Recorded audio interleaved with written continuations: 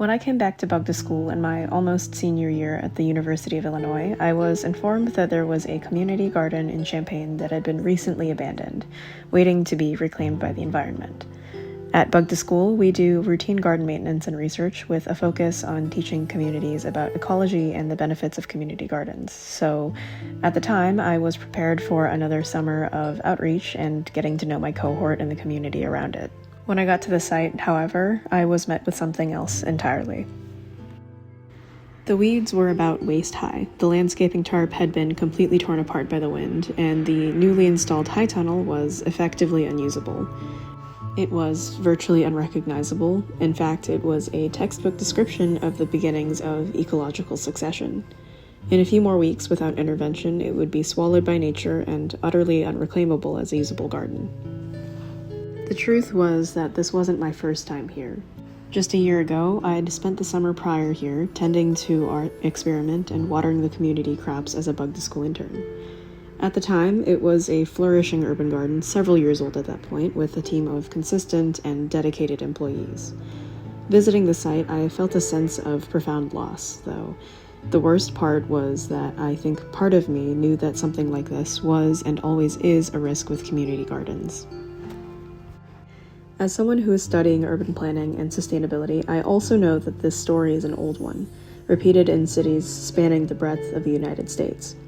There's been a recent uptick in support for urban gardens among researchers, community members, and urban planners. People generally seem to agree that gardening is good for people and good for society, but despite the support on paper, it seems like a lot of urban gardens still seem to fall through the cracks. Every year, hundreds of urban gardens just like this one across the US sit empty and abandoned, degrading into nature. Many of these gardens go through cycles of use and disuse, restoration and degradation as their charge shifts between owners' hands and volunteer energy spikes and dips. And researcher interest, relatedly, waxes and wanes. As a part of Bug2School and someone interested in sustainable and accessible food systems, I decided that I would do my best to get involved and help prevent another garden from being lost to nature. Starting this journey, I first went and spoke to a manager from the city of Champaign who was charged with the management of this lot. There, I was informed that an organization called DREAM, or Driven to Reach Excellence and Academic Achievement for Males, a local organization dedicated to empowering and enriching the lives of young men with educational experiences, was intending to lease this property out for the next year or so, with the intent of providing an opportunity for students to both work for themselves and give back to the community. I wanted to get a sense of what DREAM wanted for the abandoned lot, so I decided to speak to the founder of the organization, Tracy Dace. I see it as a wellness and healing space for DREAM. We plan to align our teen and young adult programming with that space. And so in that space, we hope not only to grow food, but we want to grow hearts, we want to grow minds, we want to grow skills. And so as we think about hands-on ways to teach valuable life skills, hands-on ways to teach mentoring and those sorts of things in that gardening space, we hope to do several different programmatic initiatives to reach and empower our young people in the community. DREAM is a really prolific organization with a ton of resources and a lot of dedicated employees and volunteers. And on top of that, they're planning on instating a youth gardening initiative in the future. This site in the near future is going to be a huge community space with room for students and adults alike to learn and grow. So HOPE is an acronym for Healing, Outreach, Prevention, and Education. And so through agricultural experiences, we hope to, increase healing, do more outreach in the community, prevent violence and other health, issues. And most important is to educate people about growing food and how it's culturally connected to people of color, particularly African American people, and also the educational benefits of knowing how to cook healthy and how to use various vegetables, in your everyday life and your everyday home. With all of their big plans in mind, I decided to offer up both my help and the help of the rest of Bug2School. Working on the site with DREAM and helping my cohort with the rest of the gardens, I really felt a sense of connection both with the land and the people we were working with. It was admittedly hard work, a whole 6 weeks or so weeding and mulching in the summer heat. It was a lot of working outside between 75 to 92 degrees each week, day in and day out. But what it also did was it got me thinking about the other sites and what their garden leaders thought of them.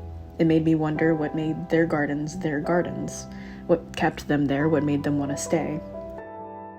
Here in Champaign Urbana, we have a whole host of really robust and diverse community gardens, between those involved with commercial gardens like Sola Gratia Farms, to those led by educators at places like the Randolph Street Garden, Yankee Ridge Elementary, and the U of I Pollinatarium. It also made me wonder what makes these gardens so successful, and despite the number of community gardens that research says do fall into decay, why is Urbana-Champaign in particular so full of gardeners and green spaces?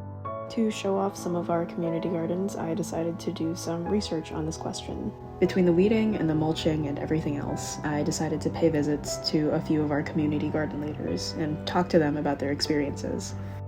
I first visited the Pollinatarium and spoke to Dr. Leslie Deem, who is affiliated with the University of Illinois. Hi, I'm Leslie Deem, and I'm a teacher and director here at the Pollinatarium. So what keeps you at this garden? Why did you start working here, and what does this place mean to you? I've gotten a little too personally attached. My degree is in entomology. My undergraduate degree is in biology and secondary education. Mm-hmm. So I had more of an interest when I was going through my grad program, finding something I could do with education and not just research. When I was a graduate student, I started the art contest for the Insect Fear Film Festival. Mm-hmm. So I love to see what the kids create. Mm-hmm. And so I like to include craft and doing stuff with the kids. So we have our Beaded Bee is our standard craft project that the kids get to do and take home. Mm-hmm. We do a set of show and tell bees, because if the kid gets frustrated and can't get one done, then we can hand this off, and if there's examples on the table and they can explain it. Yeah, it's a little easier to do. Mm-hmm. So I like interacting with the kids, and with the college, like when Parkland comes, sometimes we do coffee and conversation with their environmental biology classes. At the Pollinatarium, Dr. Deem's work is supported by both the university, Parkland College, other schools in the area, and community members, where people will come to her workshops and participate in outreach programs. In fact, one of our Bug2School interns, Ace, is hoping to attract students to this garden on behalf of the university with initiatives from student organizations like insect ecology-focused Club Insecta. Yes. And I just spoke to Tori, who mentioned that you are a part of Club Insecta, and you guys are planning on doing more outreach stuff at Wood Street Garden. Yep, that's correct. Tori and I form part of a Club Insecta here at U of I. In the coming school year, we plan to mobilize a lot of our club members to do outreach activity at the Pollinatarium, and then more gardening work through the Solidarity Gardens location at Wood Street. We're very excited to work on this project, since both of these sites that we just mentioned have been struggling with recruiting a lot of the locals for having a pool of dedicated volunteers on site. The same sentiments are echoed by Hannah Romanchuk and Joan Jack at Yankee Ridge and Urbana High School, respectively. At Yankee Ridge Elementary, Hannah Romanchuk leads her students out to the gardens every morning before class. Just kind of the routine of what we do with students during the school year. Every morning, there is morning garden club during the growing season, fall and spring. So I will take, 7 or 8 students out here in the mornings, and they'll get to water, they'll get to weed, they'll get to harvest if there's anything to harvest.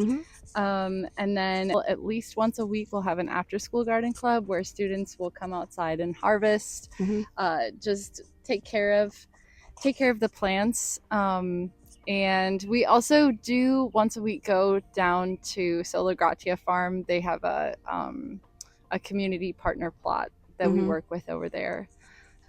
I personally get a lot of gratification from growing food. You know, my ancestors were farmers, so I feel like that's kind of a way that I can bring my heritage and try to, you know, give some of that joy to the next generation. I think some things that I love seeing kids garden. They love it. And even with behavior, actually, we have noticed that there are certain students that are much more likely to be regulated in the morning if they do morning garden club. I think it has to do with just being somewhere beautiful. I think taking care of something, and feeling successful right away at the beginning of the day, you know, because you can't go wrong with gardening. I don't have official data. Maybe someday we'll do a study on this, but it's been really interesting watching kids be more successful in their own schooling because they've been out in nature in the morning, for sure. I think, A lot of her work is supported by Solidarity Gardens, a nonprofit organization dedicated to providing gardeners across the area with resources for garden management. Most of this garden is funded with grant money, as it is a nonprofit and associated with education. At Urbana High, Joan Jack does something similar with her students, i.e. taking them out to grow things and experiment with the natural world. And then it was just like, bam, and I love it. I love teaching those high schoolers. And the garden was, nothing was in good shape when I started. And so I came in here and I'm like, all right, let's get this going. And that's one of the things I'm so proud of is how the students have taken the ownership in the greenhouse and in the garden. And they are like, no, Miss Jack, we need it to be this, or, you know, we want to grow this, or they have crazy ideas. And the other thing that happens out there that is really hard to measure is this thing where it's like, some students are like, I've never done this before in my life. And the other students are like, oh yeah, this is what my grandma does or whatever. And then it'll be this total teamwork, this collaboration. And you're like, it's just so great to watch happen because they are teaching each other. And they're also learning, oh, this is teamwork and this is safety. And this is how we have to be out here in this space. And I call it outdoor classroom because that's what it is. School gardens, however, aren't the only examples of community gardens in Champaign Urbana. At Sola Gratia, Fiona Monroe manages part of the larger industrial farm and the education center. My name is Fiona Monroe. I'm the Outreach and Education Manager for Sola Gratia Farm. I've worked here for be almost 6 years in September in this position. And so I manage all of our educational programming, which includes a lot of work with schools. We do field trips and some special programs. We also collaborate with a lot of partners through our partner plots. And I am in charge of the maintenance of the community classroom, which is our educational farm. I really enjoy the work. And I think that, I don't know if that's true of like every farmer, but I think most, like, to be in this industry, to be in agriculture, right, and to be working in it and being paid by it, you don't make a lot of money, and it's a lot of work, so you have to like doing it. And I just really like doing it. I like the process of growing food and sharing it and sharing the joy that can bring. It's really fulfilling for me. I had a really funny so we run a program called Fridays on the Farm in collaboration with Yankee Ridge Elementary School, which is just down the road, during kind of the time of year when school's in session, but it's also like still farming season, so in the spring and fall. They walk over on a Friday afternoon and they have a garden plot in the community classroom and they do some work. And we try to make it fun, but like they're also just taking care of their own garden, so sometimes it's just like we need to do some weeding. And at the end of the program in the spring, I asked like, what was your favorite part? I asked the kids. A lot of them, it was picking berries, because we had strawberries and raspberries ripe while they were there. But one kid was like, weeding was my favorite part. And I said, why? That's really cool. And she said, well, what did she say? She said, I like getting dirty and I like to kill things. And I said, okay. But, you know, that's a very healthy way to get out those emotions, by pulling the problematic weeds. I thought that was so funny. Like, it wasn't what I expected, but, like, I'm glad that could be an outlet for her. The community garden at Sola Gratia Farms is located at 2200 Philo Road in Urbana, Illinois. It's meant to expose children to agricultural education and enrichment. As of yet, they've installed an outdoor play kitchen and are planning to host playdates and other outreach programs. A lot of the food grown at this garden is completely free and donated to Solidarity Gardens for those in need. Moving back over to the garden restoration project in Champaign, I spoke to Mr. Emmanuel Moore, the leader of the Dream Group working there and a gardener of 5 years. What we do here we work with young youth, anywhere from the ages of 14 to 31, 32 is supposed to be more like 14 to 29. We trying to keep them out of the streets to keep them away from all the bad things like weapons, falling into bad habits, give them a chance in life. But what we do out here is we garden, we farm, so pretty much agriculture. They get a little woodworking, a little carpentry as we build beds, just life skills, and give them a good work ethic. So once they get out into the real world, they'll know what to expect. So it won't blindside them. And the mental aspect, the physical aspect, the learning aspect, also providing back to the community, able to provide the vegetables, organic food, not processed.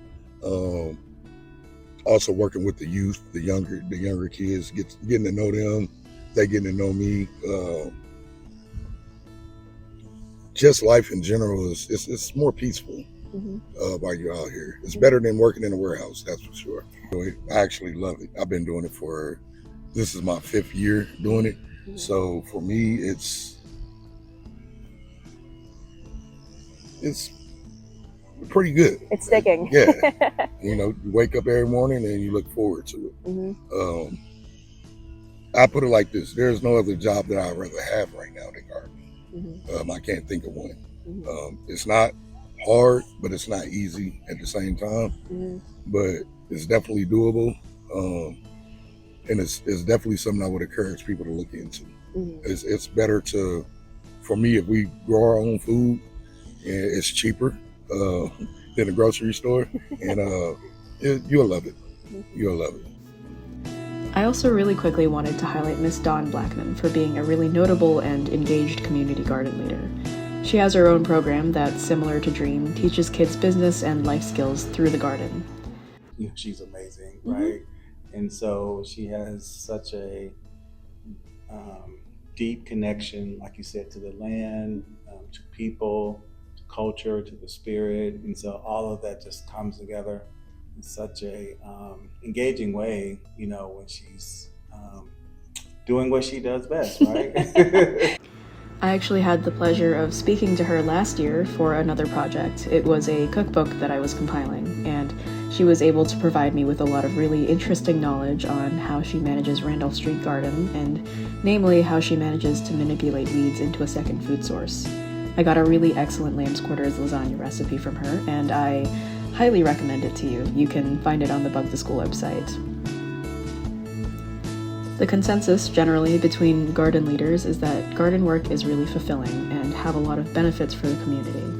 All of this, however, doesn't mean that it isn't hard.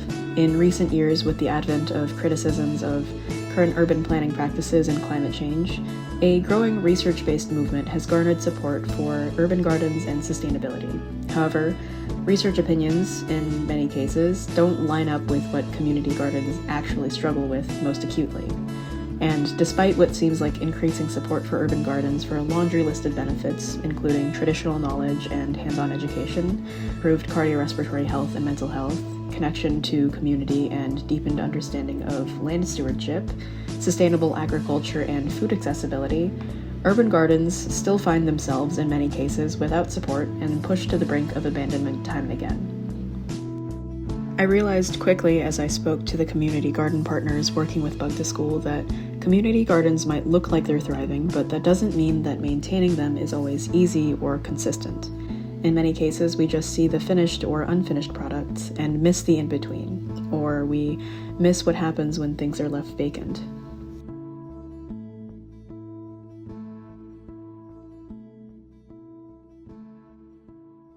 Nonprofit gardens like Yankee Ridge and those led by Solidarity Gardens rely on grants, which require consistent engagement. In many cases, without consistent grant funding, it becomes harder to maintain community gardens when things like equipment go missing or manpower becomes limited. For example, at Sola Gratia, a lot of the outdoor classrooms activities are based on partnerships with other nonprofit organizations, like the ones they have with Yankee Ridge's garden. I think this is a problem in the not-for-profit world a lot because we rely a lot on grants, and grants are about fun, cool, exciting things you can do in the moment, and not like the boring, like administrative work of coordinating over the long term. So we're lucky to have some funders that understand that and support us to keep doing that work. But that is a really big part of this too, is the funding needs to have a sustainability plan to it. A particularly notable and recent example of this is the Farm-to-School program in Urbana. When USDA funding was cut earlier in 2025, a lot of community gardens efforts were thrown into jeopardy as the main support network was gutted. Local school districts and food banks funded by this grant had to scramble for alternative funding to stay afloat and continue bringing fresh, local, and sustainable food to students and others. On top of that, gardens have a high startup cost and are subject to the elements. People don't always have the knowledge to maintain gardens either. The main part of it is the challenging part, and then maintaining the crops and actually getting your crops to grow. A lot of people think you just, put a seed in the ground, and I can just let it go. No, it's more to it. You gotta weed it. You gotta check the plants for bugs. You have to water. You have to prune. A lot of people don't think it's educational, but you really have to know what you're doing. Out here, or you won't produce anything. It's always something to do, whether it's weeding or mulching. Like I said, tend to the plants. You might have to weed the fence. You have to cut the grass, and also you have to work with the employees, the youth at the same time, because for them, a lot of them is their first job. So it's a challenge because you're always on a run. You have to go here, you have to go there. And it can be, I work a lot with kids. It's really empowering for them to be able to see it growing on the plant and then harvest it and taste it for themselves because they get to be part of that whole process. But it is also scary at first, especially if you're a kid. Because it seems strange and unusual. And I think something that a lot of community gardens struggle with is consistent help and leadership that has the skills that are needed and the knowledge of the garden space that is needed. And in some ways, we also struggle with getting the food out there. We need people to understand what we're selling or donating, often in Sola Gratia's case, and we also need to be growing things that people are familiar with. So kind of navigating those knowledges, those types of knowledge can be very difficult. A lot of people don't have the time or energy to maintain gardens, and they can be high maintenance and vary greatly depending on available infrastructure. Well, I think some of the challenges include, from the teacher perspective, time can be hard. So how we planted these is each garden bed was adopted by a classroom. And so my role in getting things planted is I organized, I planned out what seeds are going to be planted, and I decided with the teacher when we were going to take, part of the science period and come outside. And so I would come out with the teacher and we'd facilitate all of the students planting. And then I would mostly use the garden club time with the students in the morning and after school to really do the maintenance, just because it's impossible for a teacher. Sure. Yeah. I guess time and organization, that's For always sure. a challenge. And I think, going back to the community aspect, I don't try to do everything by myself. It's just, there are so many people who also love this space and want it to succeed and enjoy it. Additionally, leadership doesn't last forever.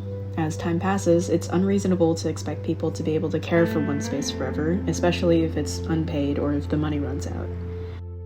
But I am very aware, at some point if I choose to leave the farm, I have to think carefully about what that transition will look like, because we'll need somebody new to take on kind of the role of shepherding the community classroom and the gardening, and they'll have their own, ideas to bring in, but it also needs to be kind of a clean handoff so that nothing gets dropped, because it's easy for that to happen when there just isn't a lot of forward planning, or just not the capacity for forward planning too. People leave for one reason or another, and they can't be held hostage to one spot because life happens. But when leaders leave, there isn't always somebody willing or able to take up the mantle. This is a particularly good example of what is happening at another one of our community gardens. At Wood Street, the current leader there wants to enter a different phase of their life, but needs somebody to hand the garden off to. Luckily for Wood Street, Ace is wanting to maintain it, at least for their time as an undergrad at the U of I. I still hope to keep managing Wood Street for at least the next 3 years that I'm here. But working at a Wood Street where we had an interesting case with a lack of engagement from the community, and where the previous garden manager was looking for somebody to pass the title of garden leader to, I've really tried my best to step in there and keep the legacy of Wood Street going, because it's just meant a lot to me. I don't just love gardening as practice, I love the community that gets created by it. I like the people that it can support, and I think it can also be a great source in scientifically speaking, because it can create pollinator gardens and things like that. The issues gardens face, in many cases, are visually identifiable, such as with the one I helped Dream Out with. But clearly, it would be inaccurate to prescribe these issues to every other community garden. As a representation of the surrounding community, these gardens differ in their challenges, and many of them face challenges behind the scenes, with a demand for volunteer support, for grant money, for knowledge gaps in changing leadership, weather, and accessibility to water. The truth is, of course, that though it's fulfilling, starting and maintaining a community garden is an uphill climb with limited resources, and getting started can take a huge investment of time that people don't have, especially if they don't have any guidance.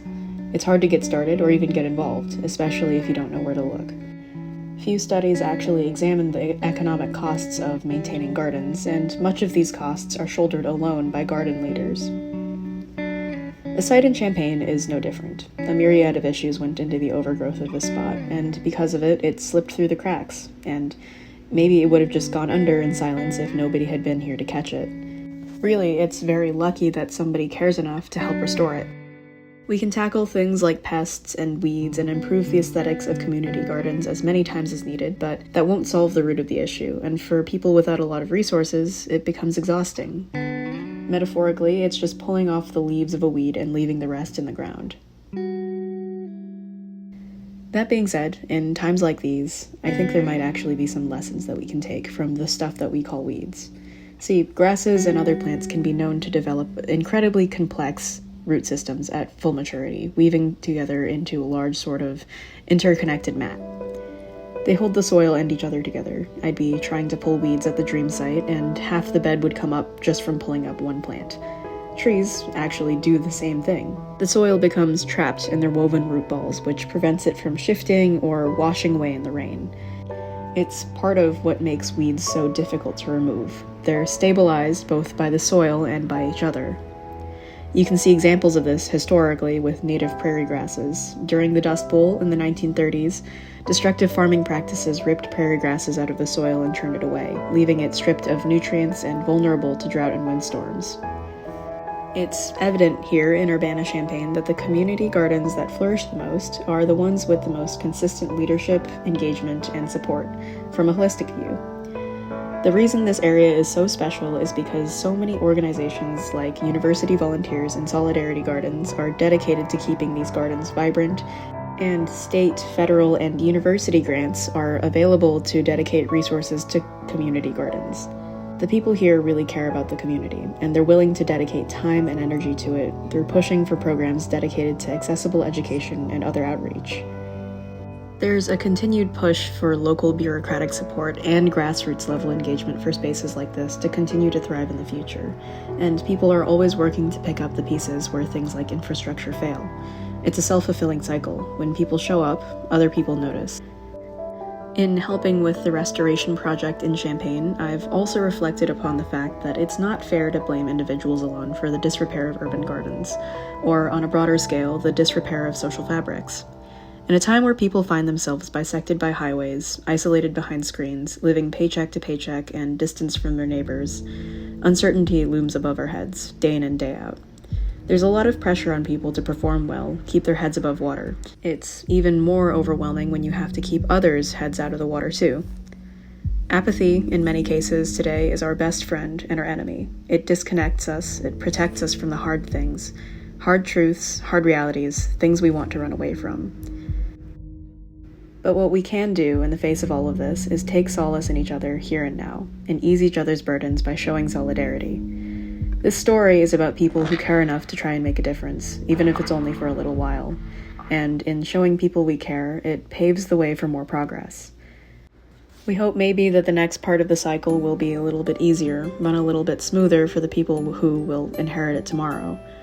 Knowing somebody will be there when you're gone, it lifts the burden a little. There's really no cure for apathy besides getting involved, and every little bit counts, no matter how small. That, in and of itself, is part of why I came back to Bug2School for a second year. It's rewarding to work in a garden, even when it's hard. It's good to pass things on, even when you know you can't stay forever. The growing season is reaching its end soon, so as the summer ends and the leaves begin to change in the coming weeks, a new part of a different cycle begins. One of the tragic things about working in community-engaged projects as a university student is that most of us will have to let go eventually, and hope that we've helped to build enough for more people to take our places and continue giving to the community. Sadly, this program can only last 10 weeks, and there's definitely a connection and relationship that I built with my community partners that I definitely want to maintain.